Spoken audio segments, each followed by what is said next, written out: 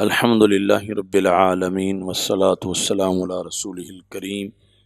وعلی آلہ واصحابہ اجمعین۔ المسلم من سلم المسلمون من لسانہ ویدہ، اس کے بارے میں باب۔ حضرت عبداللہ بن عمر رضی اللہ تعالی عنہما سے مروی ہے کہ رسول اکرم صلی اللہ علیہ وسلم نے ارشاد فرمایا، کامل مسلمان وہ ہے کہ دوسرے مسلمان اس کی زبان سے اور اس کے ہاتھ سے محفوظ رہیں، اور مہاجر وہ ہے، کامل مہاجر، کہ جس نے ہر وہ چیز چھوڑ دی کہ جس سے اللہ نے منع کیا ہے۔ اصل ہجرت کا جو لفظ ہے، یہ مادہ جہاں بھی استعمال ہو اس میں ترک والا معنی پایا جاتا ہے، تو مہاجر اپنا وطن ترک کر دیتا ہے اسلام کے لیے۔ تو کامل مہاجر وہ ہے کہ جو ہر غیر شرعی کام ترک کر دے، وہ کامل مہاجر ہے۔ اب اس حدیث شریف کے اندر بہت سے اسرار و رموز ہیں۔ مسلمان، جس طرح پہلے تم ایمان کی تعریف میں پڑھ چکے ہو، اور یہاں امام بخاری رحمۃ اللہ علیہ کا نظریہ یعنی اسلام بمعنی ایمان ہے، اس واسطے کتاب الایمان کے اندر یہ لائے ہیں۔ تو مومن وہ ہوتا ہے جو امن دے، امن دینے والا ہو۔ امن دینا یہ متعدی ہے، تو مومن باب افعال ہے، یعنی جو اسلام قبول کر لے، ایمان قبول کر لے، اس کو آمن نہیں کہتے، مؤمن کہتے ہیں۔ اگر مجرد ہو تو پھر آمن کہا جائے، یہ ہے مؤمن۔ مؤمن اور مؤمنہ اور مؤمنون اور مؤمنات، تو متعدی کے لحاظ سے یہ معنی ہوگا کہ امن دینے والا۔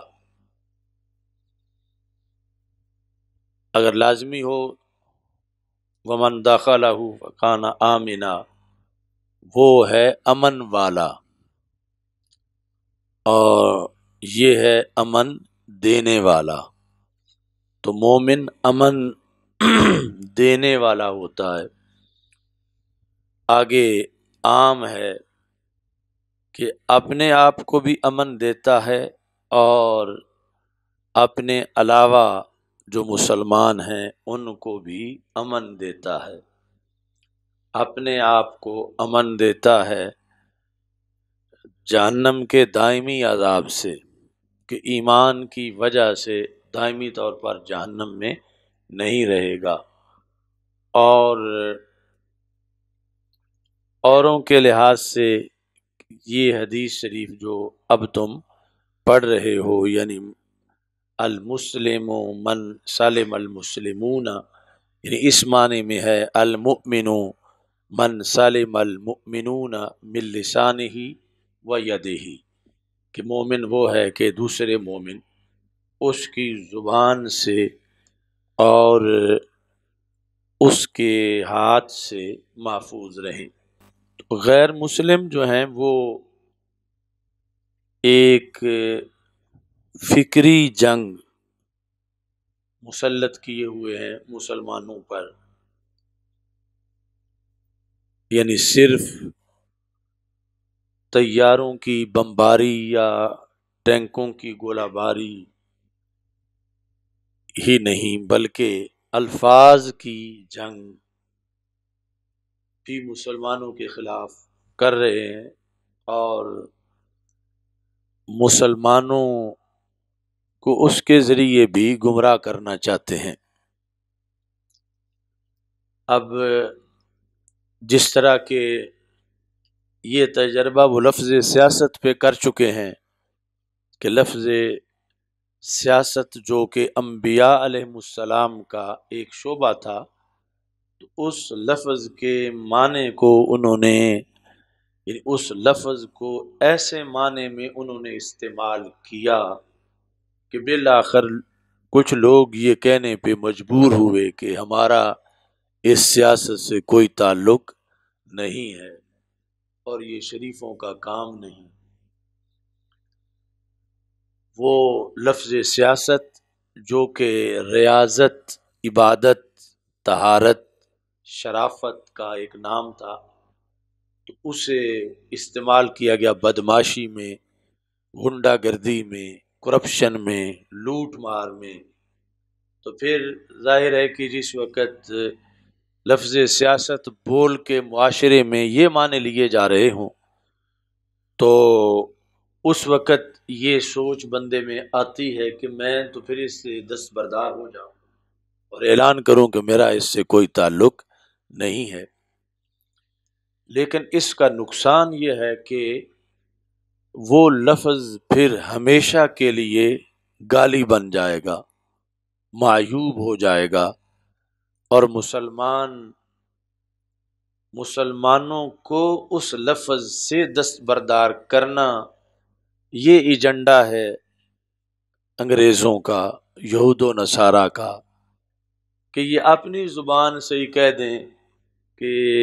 ہمارا اس سے کوئی تعلق نہیں ہے، تم یہ اپنے قبضے میں کر لو۔ تو سیاست کانت بنو اسرائیل تسوسہم الانبیاء علیہم السلام، یہ آگے بخاری شریف میں حدیث سے بھی آ رہی ہے۔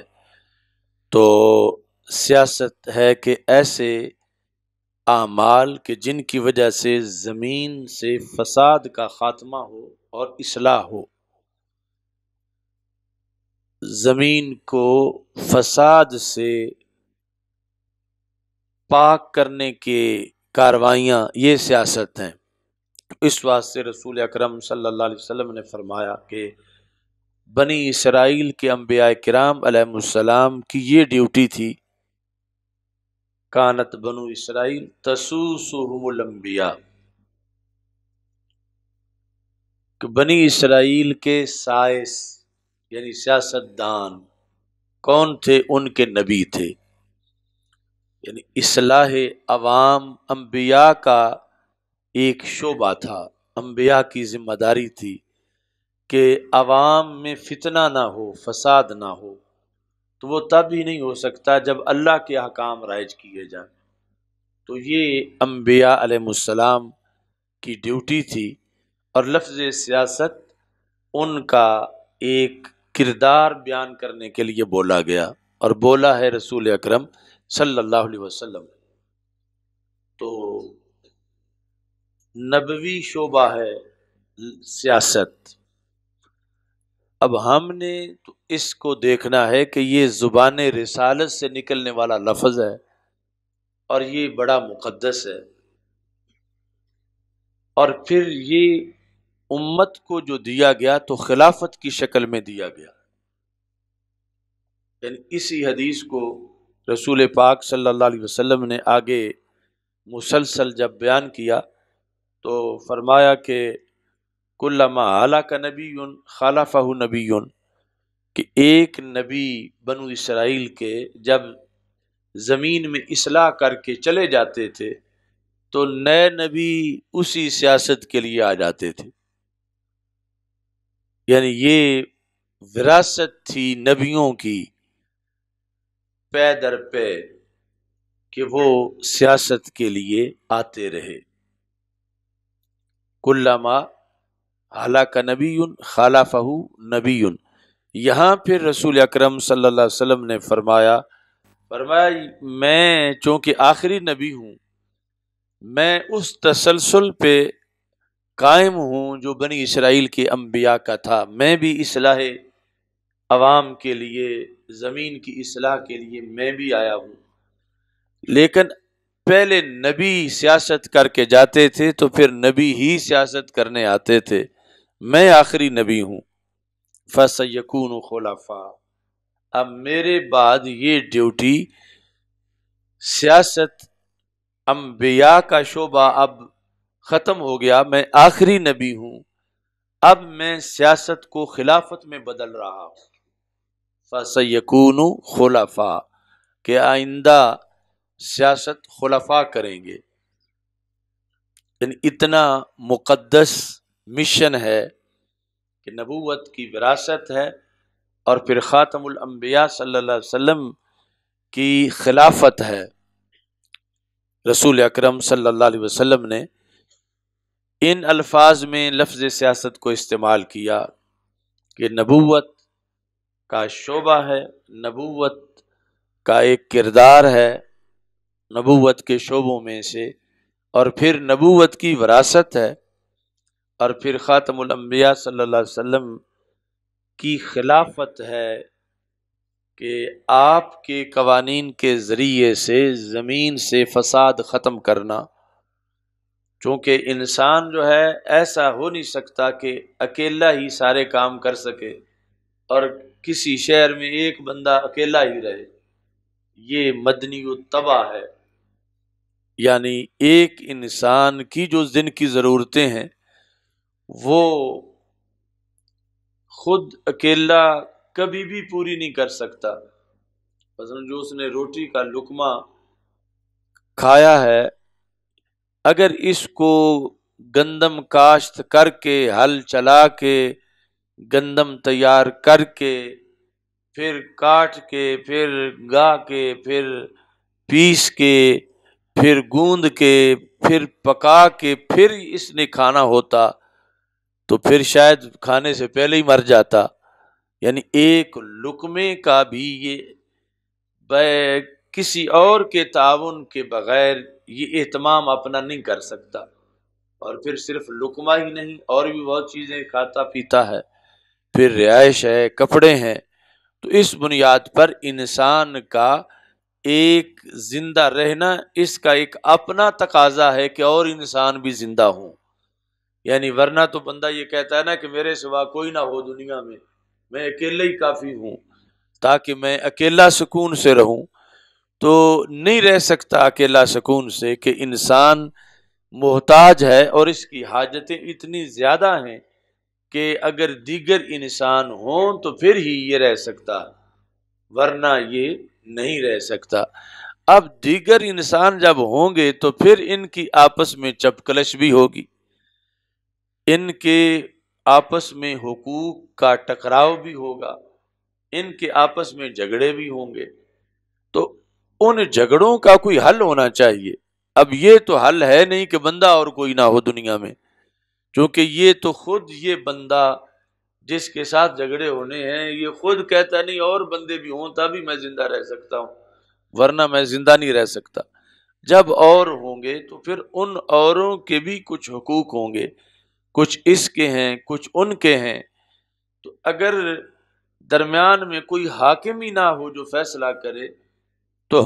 پھر جنگل کا قانون بن جائے گا کہ جو طاقتور ہے وہ دوسرے کے حقوق ہڑپ کر لے. تو یہ اصل مقصد تھا وحی کے آنے کا، کہ اسلامی معاشرے کے اندر اصول دیے جائیں جن کے ذریعے سے معاشرے میں گڑبڑ نہ ہو. تو وہ اصول اگر بندہ بنائے تو وہ ناقص ہیں، اللہ دے تو وہ کامل ہیں. تو اس بنیاد پر وہ وحی کے ذریعے سے اصول بتائے جاتے رہے، اور انبیاء علیہ السلام اپنے معاشرے کے اندر وہ لاگو کرتے رہے. لیکن وہ جتنے بھی اصول تھے وہ حتمی اور فائنل نہیں تھے، وہ اصول ترقی پسند اصول تھے کہ ان میں مزید اضافہ کیا جائے، ان کو مزید جامع بنایا جائے، ان کو مزید کامل کیا جائے. اور یہ جو اس اصولوں کی جامعیت اور اکملیت کا دور آیا ہے تو یہ رسول اکرم صلی اللہ علیہ وسلم کا نظام ہے، جس کو نظام مصطفیٰ صلی اللہ علیہ وسلم سے تعبیر کیا جاتا ہے. تو اس بنیاد پر یعنی پہلے سارے انبیاء علیہ السلام کے نظاموں کی خوبیاں اس میں جمع ہیں، اور پھر اس پر اضافہ ہے. چونکہ پہلے تو ابتدائی طور پر ایک انسان کا یہ بھی حق تھا کہ دوسرا انسان جب اسے ملنے آئے تو کپڑے پہن کے آئے. یعنی کپڑے پہننا یہ بھی ایک بہت بڑا حکم تھا، اور تبدیلی تھی کہ جب شروع میں انسان ابھی ننگا تھا تو اس کے لیے حکم آیا کہ اب کپڑے پہنا کرو، آپس میں ملنا جلنا ہوتا ہے تو ایک دوسرے کا حق ہے کہ اس سے تم اپنی شرمگاہ چھپا کے رکھو۔ تو اس طرح آہستہ آہستہ پھر انسان منظم ہوا اور وحی میں اضافہ ہوتا گیا اور قانون بدلتے گئے۔ تو یہ اللہ کو پتا تھا کہ اس نے حتمی قانون کیا دینا ہے، اور رب ذوالجلال کو پتا تھا کہ جو قانون وہ دے رہا ہے وہ کتنے سالوں کے لیے ہے، کتنے دنوں کے لیے ہے، کس معاشرے کے لیے ہے۔ یہ نبی بستی بستی کا نبی، قریہ قریہ کا نبی، تو یہ اسلام کی شان ہے کہ پوری کائنات کے ہر چپے کے لیے اور قیامت تک کے لیے، جس میں پھر تبدیلی کی نوبت نہیں آئے گی، اور یہ ہر علاقے کے انسانوں کے مفادات کا تحفظ کرے گا اور دونوں جہاں میں ان کا کامیابی کی ضمانت دے گا۔ تو اس بنیاد پر پھر نبوت کا سلسلہ آگے بند ہو گیا، اور رسول اکرم صلی اللہ علیہ وسلم کی یہ شان قرار پائی کہ آپ نے پڑھا الیوم اکملت لکم دینکم واتممت علیکم نعمتی، یعنی دینکم، حضرت آدم علیہ السلام سے جو مسلسل چلتا آ رہا تھا دین، اس میں اضافہ ہو رہا تھا اور اس میں کچھ چیزیں منسوخ کی جا رہی تھیں، کچھ نئی لائی جا رہی تھیں۔ تو یہ آخری نظام ہے جس کا اصل موضوع سیاست ہے، یعنی اصلاح الناس، لوگوں کی اصلاح کے، ان کے حقوق کے دائرے معین کیے جائیں اور کوئی بھی کسی دوسرے کا حق نہ کھائے۔ اور یہ جامع مطلب ہے سیاست کا۔ انبیاء علیہ السلام اپنے اپنے زمانوں میں کرتے رہے، اور پھر سب سے جامع سیاست رسول اکرم صلی اللہ علیہ وسلم نے خود فرمائی، اور آگے اس کو خلافت کا نام دیا۔ یعنی یہ کوئی چھوٹا شرف نہیں سیاست کے لیے کہ اس کو نبوت کی خلافت بنایا گیا، کہ رسول اکرم صلی اللہ علیہ وسلم نے خود فرمایا فَسَيَكُونُ خلافہ۔ تو اتنا مقدس جو یہ منصب تھا، تو اس کے تقدس کو اگر برقرار رکھا جاتا تو کبھی بھی کفر کہیں مسلمانوں کو تنگ نہ کر سکتا، کیونکہ جب نبوت کی خلافت ہے سیاست، تو پھر خلیفہ وہ ہوگا کہ جو اسوہ حسنہ پر عمل کرنے کے لحاظ سے سب سے کامل ہوگا اس زمانے میں، اور نبوت کے فیضان کا سب سے بڑا وارث ہوگا، تو وہ پھر مسلمانوں کا خلیفہ بنے گا۔ اور پھر جب ایسے خلفاء تھے تو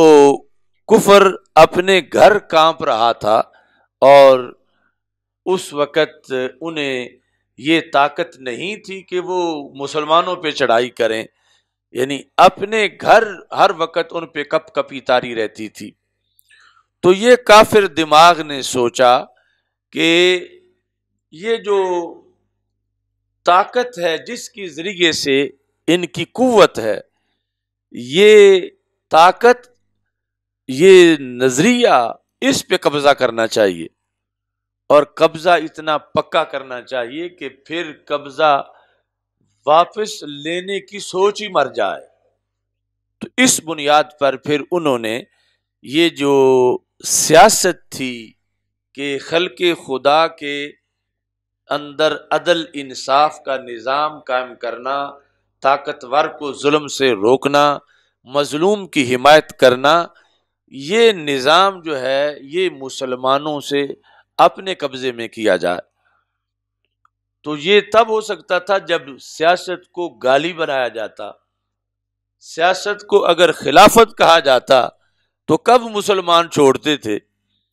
اور اگر نہیں چھوڑتے تھے تو پھر کفر پر روب طاری تھا۔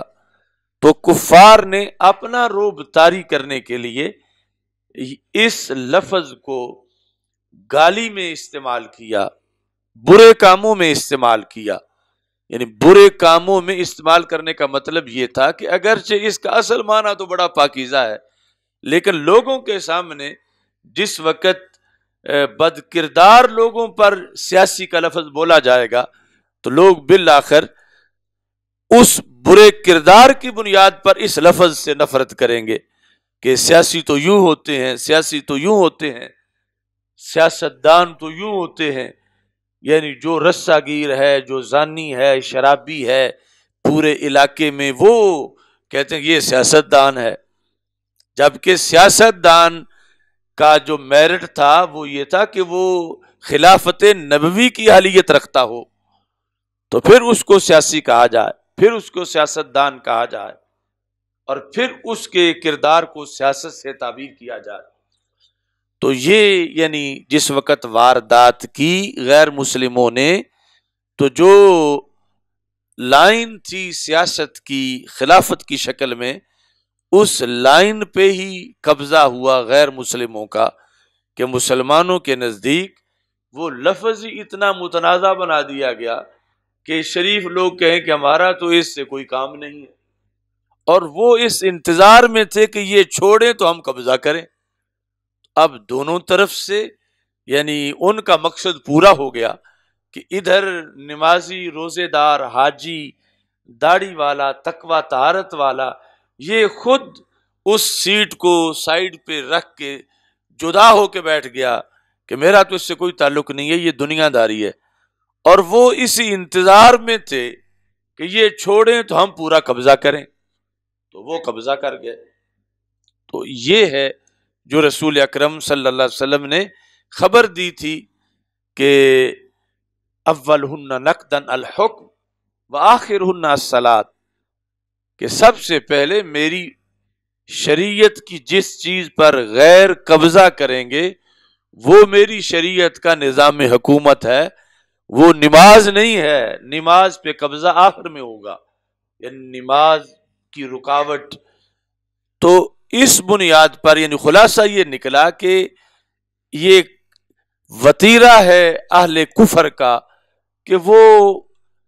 اچھے لفظوں کو برا معنی دے کر مسلمانوں میں رائج کرتے ہیں، اور پھر رائج کرنے کے بعد انہی مسلمانوں سے ہی کہلواتے ہیں کہ یہ تو ہماری چیز ہے ہی نہیں،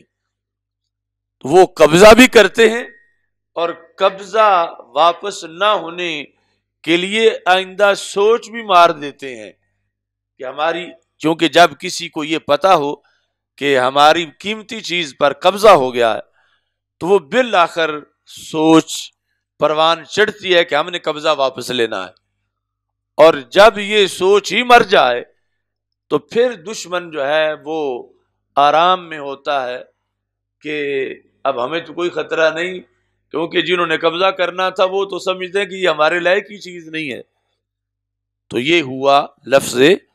سیاست سے، اور اب پوری امت رو رہی ہے کیونکہ سیاست پہ امریکہ قبضہ کر چکا ہے۔ اصلاح عوام کا جو شعبہ تھا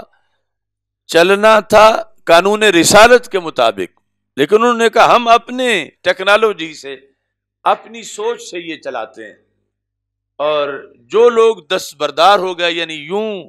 کہ پلیٹ میں رکھ کے ان کو دے دیا کہ ہے کام ہی تمہارا ہے، تو یہ ان کے لیے یعنی کتنی آسانی ہو گئی۔ تقاضا کیا تھا کہ جب ایسا ہوا اور آئندہ یہ کہ ایسا نہ ہو اور بالآخر امت اپنے پاؤں پہ کھڑی ہو اور غیروں کا قبضہ ختم ہو، کہ یہ سوچ امت میں بیدار کی جائے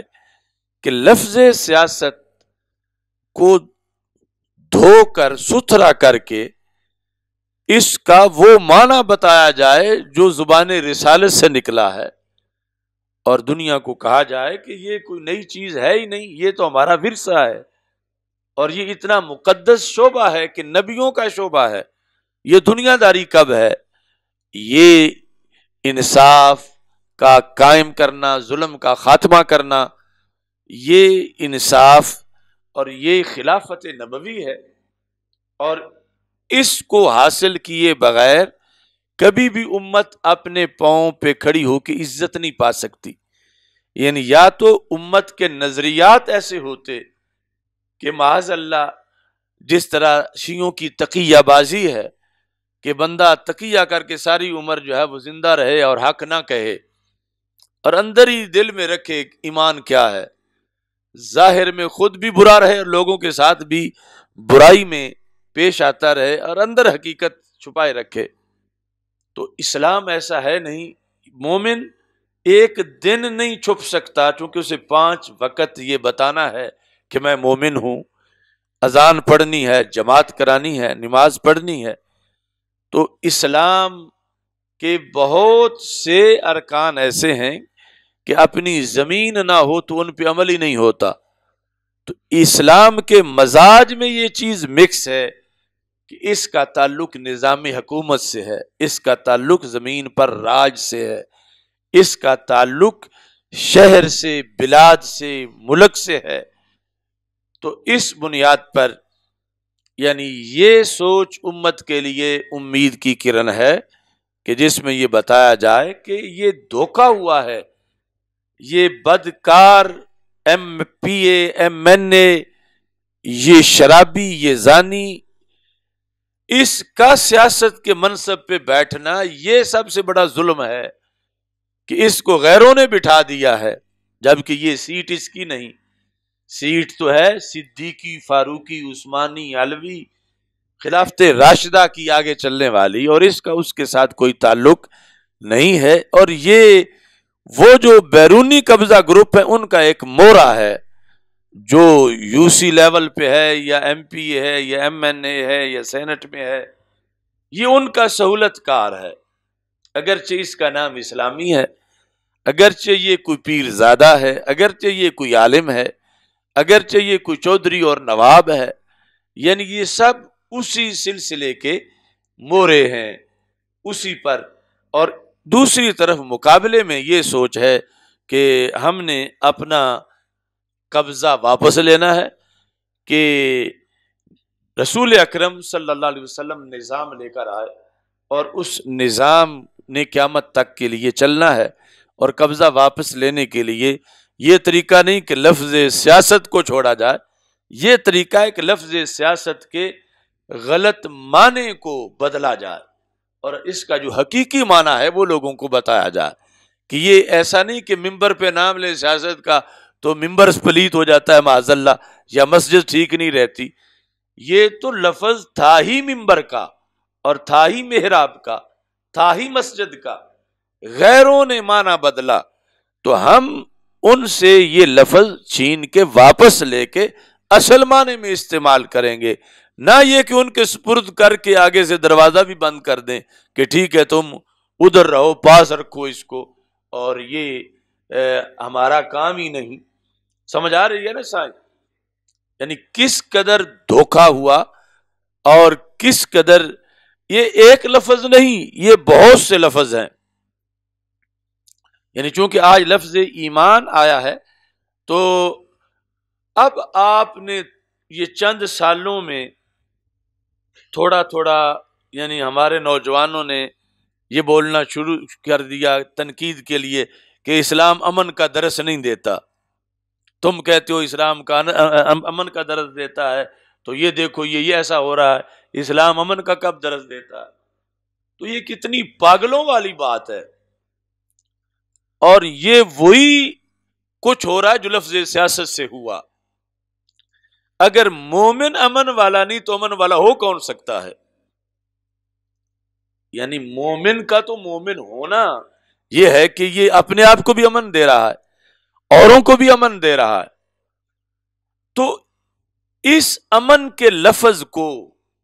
بے غیرتی میں استعمال کروانا یہ انگریز کا دھوکہ ہے، کہ امن کا لفظ یعنی جہاں کوئی بزدلی کر رہا ہو تو وہاں استعمال کرو، یہ امن والا ہے، جہاں کوئی بغیرتی کر رہا ہو تو وہاں یہ لفظ استعمال کرو کہ یہ بڑا پیسفل ہے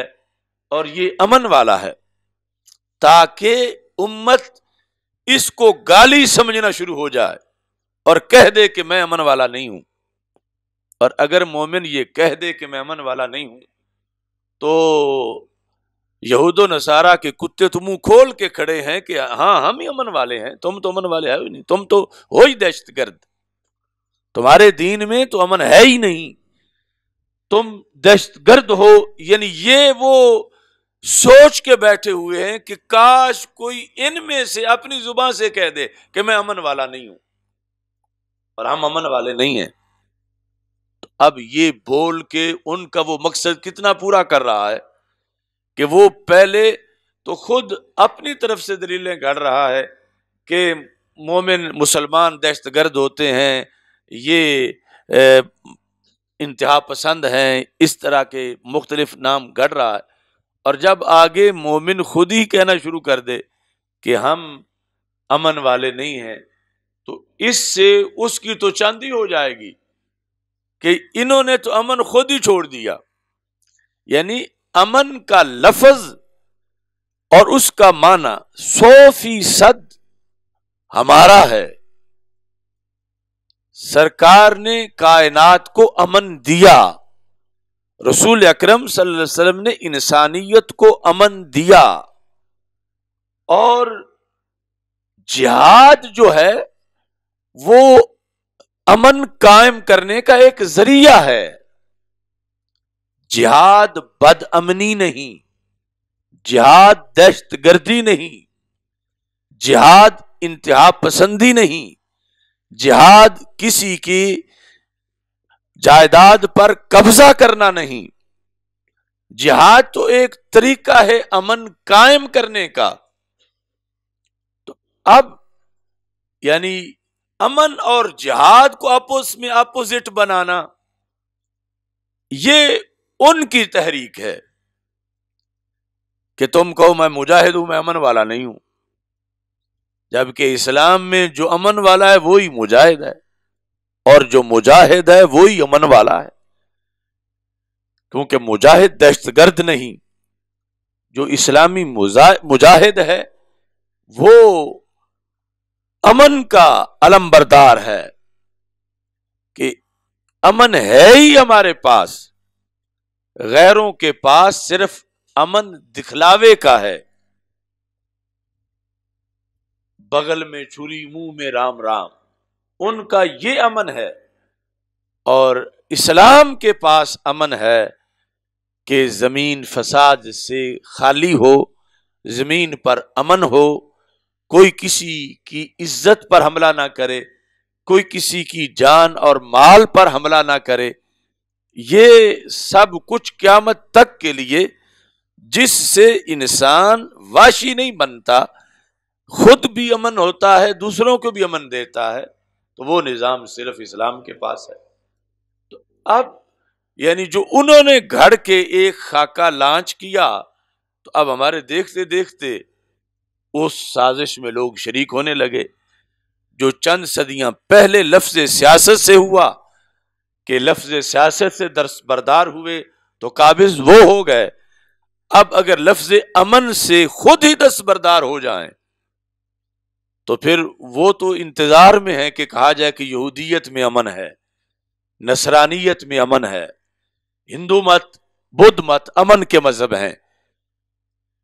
جبکہ اسلام کا پہلا سبق یہ ہے کہ اسلام ہی امن والا ہے، اور جس کو غیر بد امنی یا دہشت گردی کہتے ہیں، اسلام میں وہ امن بحال کرنے کا طریقہ ہے کہ اگر حدیں نافذ نہ ہوں، اگر دشمن کے خلاف جہاد نہ ہو تو پھر امن نہیں آئے گا۔ امن کے لیے جہاد ہے، یعنی جہاد اور امن آگ پانی نہیں، جہاد اور امن ایک ہی چیز کا نام ہے۔ یعنی امن کا نعرہ لگا کر، امن کو مشن بنا کر، پھر جو امن کے مخالف ہیں قوتیں ان کا آپریشن کرنا، یہ جہاد اسلامی ہے۔ تو آج کافر نے یہ سوچا ہوا ہے، جس کو آگے فائدہ داعش، طالبان وغیرہ نے پہنچایا، جس سوچ کو کہ دین اسلام دہشت گردی ہے اور یہ بس مارو ماری ہے، غنڈہ گردی ہے، اور آگے ان لوگوں نے اپنے کردار سے اس کو ایسا ثابت کیا، اور ہمارے کچھ لوگوں نے یہ بابا ازم سے جو چیز سیکھی تھوڑی سی، وہ یہ کہ ہم امن والے نہیں ہیں، امن والا کوئی اور ہوتا ہے۔ تو ہم نہیں تو اور ہو کون سکتا ہے؟ یا کم از کم ایک مولوی جو ہے وہ تو آخر یہ بولتا ہوا شرمندہ نہیں ہوتا کہ میں جب مومن ہوں تو مومن تو بنا ہی ایمان سے ہے اور ایمان امن سے بنا ہے، تو ہم امن سے دستبردار کیسے ہو سکتے ہیں؟ تو اس طرح چھوٹی سی پہلے خرابی ہوتی ہے اور وہ خرابی بڑھتے بڑھتے پھر بہت بڑی خرابی بن جاتی ہے۔ تو یہ جس طرح لفظ سیاست کے لحاظ سے آپ کی ذمہ داری ہے کہ اس کی یہ تشریح کریں کہ ہمارے ایک منصب پہ جو مقدس تھا غیروں کا قبضہ ہو گیا ہے، یعنی پاک مسلح پہ شرابیوں، زانیوں، بدکاروں کا قبضہ ہو گیا ہے، اور ہم اس مسلح کو کہہ یہ رہے کہ ہے ہی دنیا داری اور عذر ہی رکھو۔ تو قبضہ واپس تب ہوگا جب تڑپ ہوگی کہ پلید قدم پاک مسلح پہ کیوں آئے ہیں، ہم یہ قبضہ چھڑائیں گے۔ تو پھر کسی دن جا کر یہ ہو سکتا ہے کہ قوم کھڑی ہو جائے کہ مسجد بڑوں نے بنائی تھی 20 لاکھ شہیدوں کے خون پر، اور اس مسجد میں جماعت نہیں ہو رہی کیونکہ مسلح پہ جس نے کھڑا ہونا تھا وہ مسلح کے اہل ہی نہیں، مگر قبضہ اس کا مسجد پر ہے، نہ خود کراتا ہے نہ کسی کو کرانے دیتا ہے۔ تو ہم اپنے اسلاف کی جو روحیں ہیں ان کو خوش کرنا چاہتے ہیں اور اللہ اور اللہ کے رسول صلی اللہ علیہ وسلم کی رضامندی حاصل کرنا چاہتے ہیں کہ وہ پرانی محنتوں کا ثمر ابھی آنا باقی ہے کہ مسجد پہ قبضہ ہو گیا ہے، اور اس قبضہ گروپ کو ہٹا کر پیچھے پھر اس مسجد کی محراب کو، صفوں کو آباد کرنا، یہ حقیقت میں فکری تحریک ہے کہ جس کے جا کے نتائج بالآخر مرتب ہو سکتے ہیں۔ اور ایسے ہی اب لفظ امن پر جو تازہ واردات ہے تو اس کو یہیں روکنا چاہیے، اور امن اور مومن کا علم بردار ہو کر یہ بتانا چاہیے کہ مومن ہی غیرت اسلامی کا مظہر ہے۔ مومن کا امن اسے حکم دیتا ہے کہ وہ غیرت مند ہو، یعنی ناموس رسالت کے لیے نکلنا یہ مومن کے امن پسند ہونے کی دلیل ہے کہ اگر نہیں نکلے گا تو کائنات میں امن قائم نہیں رہے گا، بدامنی ہو جائے گی۔ تو مومن کا ایمان اس کو کہتا ہے کہ تم بزدلی نہ اختیار کرو، تم بغیرت نہ بنو، بلکہ تم غیرت مند اور دلیر بن کر اپنے رسول صلی اللہ علیہ وسلم کی عزت پر پہرا دو۔ تو یہ امن کا ہی تقاضا ہے کہ مومن پہرا دیتا ہے، کیونکہ اگر ناموس رسالت کے مسئلے پر نظر انداز کر دیا جائے تو زمین پھٹ جانے کا خطرہ ہے کہ زمین پھٹ جائے، عذاب آ جائے، تو اس سے بچاؤ یہ ہے کہ ناموس رسالت پہ پہرا دیا جائے۔ اب اس کا یہ مطلب نہیں کہ ایک چیز کی طرف جاتے ہوئے دوسری چیز غیروں کے قبضے میں دے دی جائے، کیونکہ ایک بار امن پہ قبضہ غیروں نے کر لیا تو پھر کئی صدیوں تک یہ سوچ بھی ختم ہو جائے گی کہ مومن امن والا ہوتا ہے، اور مومن تو ہے ہی امن کا استعارہ۔ اور امن کا یہ مطلب نہیں ہے کہ کفر سے صلح کر لی جائے، امن کا یہ مطلب نہیں ہے کہ کفر سے نرم رویہ رکھا جائے۔ امن جہاد سے قائم ہوتا ہے، اور جہاد اسلامی جو ہے اس کا مظہر بھی مومن ہے، اور دوسری طرف امن جو ہے اس سے ایک گھڑی بھی مومن دستبردار نہیں ہو سکتا۔ اور اس جملے سے کہ اسلام امن کا درس دیتا ہے، مومن کبھی بھی اختلاف نہیں کر سکتا، چونکہ اس سے اختلاف کر رہا ہے تو پھر اپنے ایمان سے اختلاف کر رہا ہے۔ اسلام امن کا درس دیتا ہے، اور اسلام کا امن ہی غیرت سکھاتا ہے، اور اسلام کا امن والا مذہب ہونا یہی سبق دیتا ہے کہ جہاد کر کے دنیا سے بد امنی ختم کرو، چونکہ اسلام کے علاوہ سب کچھ امن کے خلاف کی چیزیں ہیں، بد امنی ہے۔ امن ہے تو صرف اسلام میں ہے۔ تو اسلام اور مسلم اور مومن اور دیندار آدمی کبھی بھی اپنی زبان سے یہ اعتراف نہیں کر سکتا کہ اسلام امن کا درس نہیں دیتا. یہ غیروں کی بولی ہے جس کا وہ خود اہتمام کر رہے ہیں کہ مسلمان ایسا کہیں تو ہم کہہ دیں کہ یہ تو خود اعتراف کر رہے ہیں کہ ان کے امن ہوتے ہی نہیں ہے، یہ ہیں ہی بد امن اور ان کو مٹا دینا چاہیے معاذ اللہ. تو اس لیے یعنی لفظوں کے اندر صدیوں کی خطائیں ایک لفظ کی وجہ سے ہو جاتی ہیں، جو بر وقت اس کا صحیح منظر پیش کرنا ضروری ہے. اب دیکھو لفظ صبر ہے، صبر تو یہ اسلامی تعلیمات کا ایک بہت بڑا رکن ہے. الا الذین آمنوا وعملوا الصالحات وتواصوا بالحق وتواصوا بالصبر. صبر ہمارے نزدیک کیا ہے؟ بیماری پہ صبر، مشکل پہ صبر، بھوک پہ صبر، جنگ میں دشمن کے مقابلے میں سختیوں پہ صبر، کہیں ایثار کرنا پڑ جائے تو تھوڑا کھا کے صبر، یہ اس کا معنی ہے. اب انگریزوں نے اس کا معنی اور بنایا اور اس پر اس لفظ کو استعمال کیا. وہ کیا ہے؟ یعنی برداشت. کیا برداشت؟ وہ کہتے ہیں کہ برداشت کہ اگر کوئی قرآن جلا دے تو برداشت، اگر کوئی رسول پاک صلی اللہ علیہ وسلم کی توہین کر دے تو برداشت، اگر جو اسلام کے خلاف جو ہے بک بک کرتا رہے تم برداشت کرو، چونکہ تم تو برداشت والے ہو. اب لفظ ہمارا ہے صبر، اس کا ایک غلط معنی وہ بنا کر اور اس معنی کو رائج کرنے کے لیے، یعنی امریکہ نے جو 2 سال سے ان کا فنڈ ہے، کروڑوں ریال ڈالر جو ہیں وہ پاکستان کے مختلف چینلوں کو اور صحافیوں کو اور سکالروں کو اور اس طرح وہ دیا ہے باقاعدہ. یعنی ان کی جو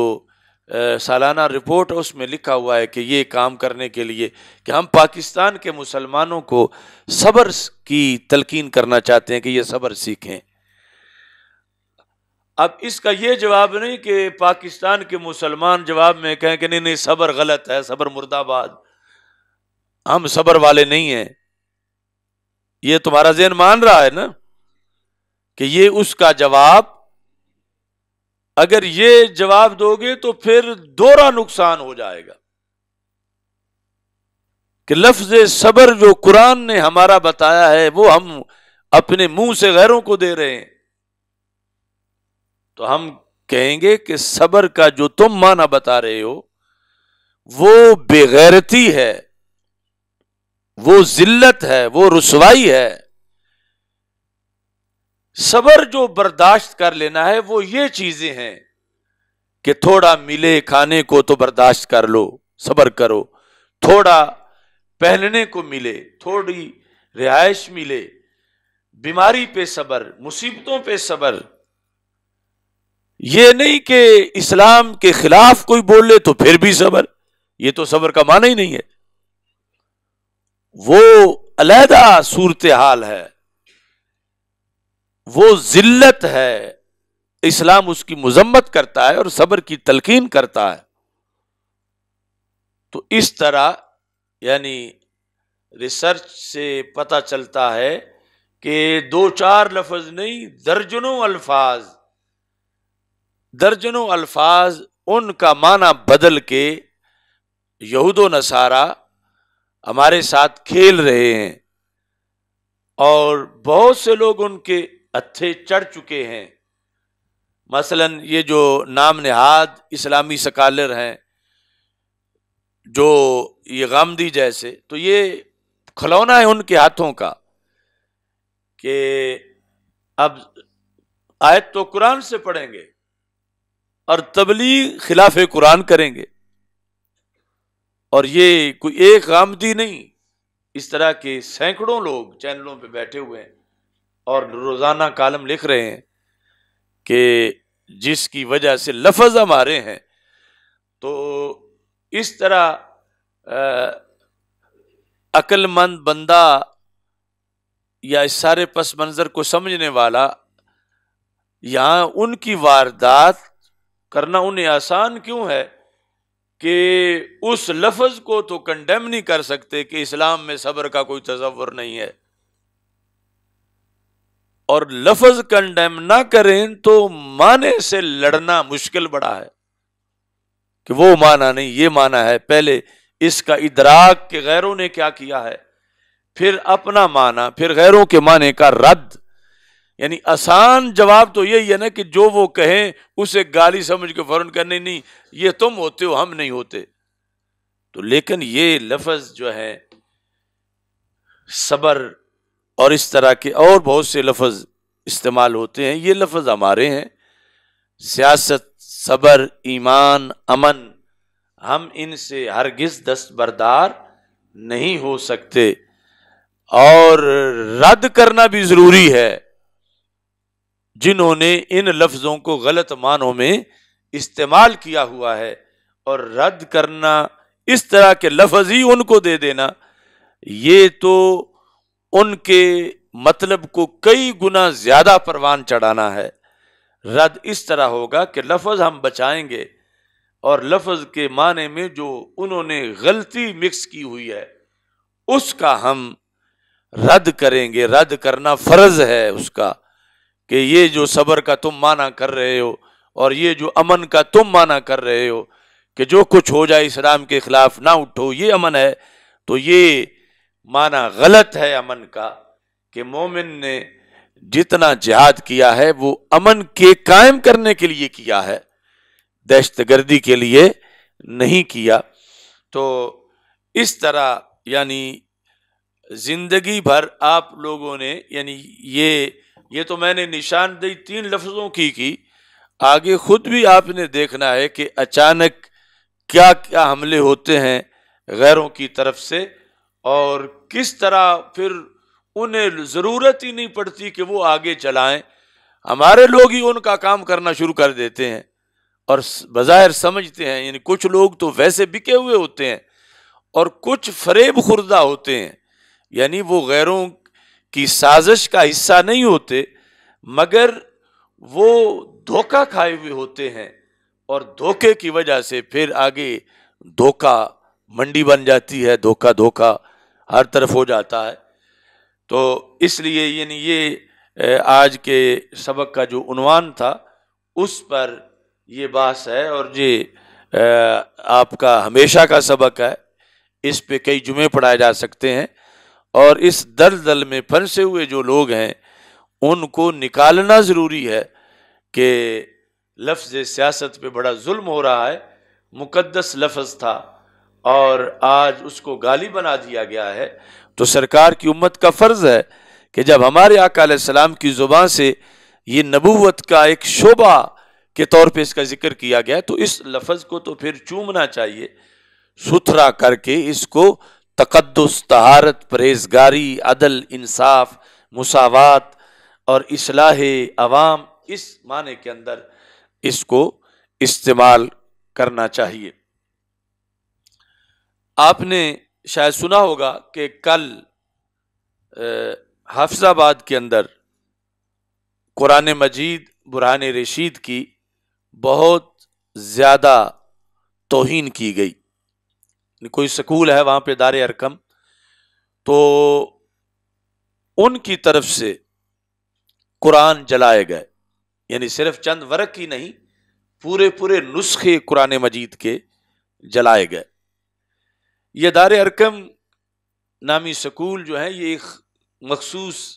مذہبی فکر کے نمائندہ ہیں، اور ایک مخصوص مذہبی فکر جو ہے ان کے نزدیک قرآن جلا لینا معاذ اللہ کوئی جرم نہیں. یہ ایک پہلا واقعہ نہیں، گوجرانوالا میں ایسے کافی واقعات پہلے ہو چکے ہیں جن پر بڑے احتجاج ہوئے اور وہ جلوانے والے بھی ایک فرقے کے خطیب تھے۔ ایسے ہی لاہور میں یہ بھگت پورہ کے اندر جو اپنے آپ کو اہل حدیث کہلواتے ہیں، ان کے مرکز کے اندر بھی یعنی قرآن ایسے ہی جلائے گئے، اور پھر لوگوں نے وہاں پر احتجاج کیا، پھر جلسے بھی ہوئے، میں بھی وہاں پہ گیا۔ تو یہ ایک باقاعدہ گندی سوچ ہے پیچھے، ان کے نزدیک یہ کوئی جرم نہیں۔ اب وہاں ایک چوکیدار کو گرفتار کیا گیا ہے، تو ہمارا یہ مطالبہ ہے کہ اس سکول کی جتنی انتظامیہ ہے اسے گرفتار کیا جائے، بالخصوص پرنسپل کو، اور پھر جو پیچھے سوچ ہے، جس طرح کوئی چور پکڑا جاتا ہے تو پیچھے اس کا نیٹ ورک ڈھونڈتے ہیں، تو یہ ہمارے ادارے پیچھے جو اس کا نیٹ ورک ہے اس سوچ کا، اس کو بے نقاب کریں۔ چونکہ قرآن مجید کی توہین ایک طرف تو وہ ویسٹ کے شیطان کر رہے ہیں اور قرآن برننگ ڈے مناتے ہیں معاذ اللہ، اور پھر ہمارے ملک میں کئی جادوگر، کرسچن، سکھ، بیہودہ لوگ، وہ بھی یعنی قرآن مجید کی کئی طرح کی بے ادبی کر کے کوئی عملیات کرتے رہتے ہیں۔ وہ لوگ بھی بہت بڑے مجرم ہیں، انہیں بھی کٹہرے میں لانا چاہیے۔ اور بالخصوص یہ جو علل اعلان دن دہاڑے اتنا بڑا واقعہ ہوا ہے، اور اس پر ابھی تک صرف ایک چوکیدار کو گرفتار کیا گیا۔ حافظ آباد کے مسلمانوں نے کل بھرپور احتجاج کیا، اس کے نتیجے میں صرف چوکیدار پکڑا گیا۔ تو ہمارا حکومت وقت سے یہ مطالبہ ہے کہ گستاخانہ کلچر کچھ لوگوں کی نظریاتی اور فکری واردات کا حصہ ہے، ایسے افکار کا خاتمہ کرنا چاہیے۔ تو جس جہت سے بھی یہ آ رہے ہیں، مثلا اگر لبرلزم سے وہ امر ذلیل توہین کرتا ہے تو ابھی تک حکومت اس پر ہاتھ ڈالنے سے ڈر رہی ہے، اتنی بزدل حکومت ہے۔ اور پھر پچھلے سال سے حامد رضا سلطانی توہین کرنے کے بعد عدالت سے فرار ہو کے ایران چلا گیا، حکومت یہیں بند ہے۔ آصف رضا علوی بھاگ کے بگوڑا ملعون برطانیہ چلا گیا، حکومت سمجھتی ہے ہمارا بس اتنا ہی کام تھا اس کو بگانا۔ پھر امجد جوہری ملعون ہے، سیفی علی خان ملعونہ ہے، پھر وہ جلا نقوی ہے، کتنے ایسے یعنی وارداتیں ہو رہی ہیں۔ پھر وہ عبد الرحمن سلفی ہے۔ یہ ہمہ جہت جو گستاخ ہیں، ان گستاخوں کو نکیل ڈالنا ضروری ہے، کیونکہ یہ ملک کلمہ اسلام کی بنیاد پہ بنا ہے۔ توہین تو کہیں بھی روا نہیں، اور اس کا خاتمہ ضروری ہے اور اس کا بدلہ لینا ضروری ہے۔ لیکن یہ ملک پاکستان جس کا نظریہ قرآن ہے، جس کی بنیاد کلمہ اسلام ہے، اس کے اندر جو یہ روزانہ کی وارداتیں ہو رہی ہیں، اس سلسلہ میں ایجنسیوں کا، حکومت کا کردار ناگفتہ بے ہے۔ ہم ایک بار پھر ان سارے مجرموں کے لحاظ سے، اور بالخصوص جو حافظ آباد میں توہین کا واقعہ رونما ہوا، توہین قرآن کا، اس لحاظ سے حکومت سے مطالبہ کرتے ہیں کہ ان مجرموں کو کیفر کردار تک پہنچایا جائے، اور ان کے پیچھے جو فکر ہے، جو تھنک ٹینک ہے، اس کو کنڈیم کیا جائے، اس کا خاتمہ کیا جائے۔ کیا آپ سب حضرات کو یہ مطالبہ منظور ہے؟ یا رسول اللہ لبیک لبیک لبیک یا رسول اللہ لبیک لبیک لبیک یا رسول اللہ لبیک لبیک لبیک یا رسول اللہ لبیک لبیک یا رسول اللہ لبیک لبیک لبیک یا رسول اللہ صلی اللہ علیہ وسلم۔ الحمدللہ رب العالمین والعاقبۃ للمتقین والصلاة والسلام علی رسولہ الکریم اللہم احفظنا بالاسلام قائمین وصلی اللہ تعالی علی حبیبہ خیر خلقہ سیدنا و مولانا محمد وآلہ وسلم۔